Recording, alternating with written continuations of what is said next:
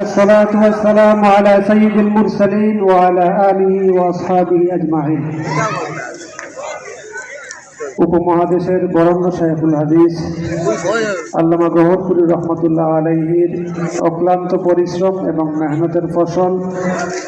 এই গওহরপুর জামিয়ার ময়দানে আজকে উপস্থিত হয়েছেন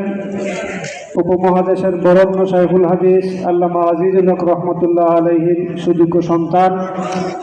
খেলাফত প্রতিষ্ঠার সংগ্রামে নিয়োজিত সংগ্রামী মজলুম জননেতা আল্লামা মামুনুল হক সহ উপস্থিত রয়েছেন গণমানুষের সংগঠন বাংলাদেশ খেলাফত মজলিসের সম্মানিত নায়েবে আমির হযরত মাওলানা রেজাউল করিম জালালী, উপস্থিত রয়েছেন হযরত মাওলানা আতাউল্লাহ আমিন সহ সম্মানিত উলামায়ে কেরাম, আমাদের এলাকার সম্মানিত মুরব্বিয়ান, যুবক, ছাত্র, তরুণ ভাইরা। আসলে আমার আজকে মনে পড়ছে সেই দিনের কথা যখন হাফিজ হুজুর রহমতুল্লাহ আলাইহি নির্বাচন করেছিলেন।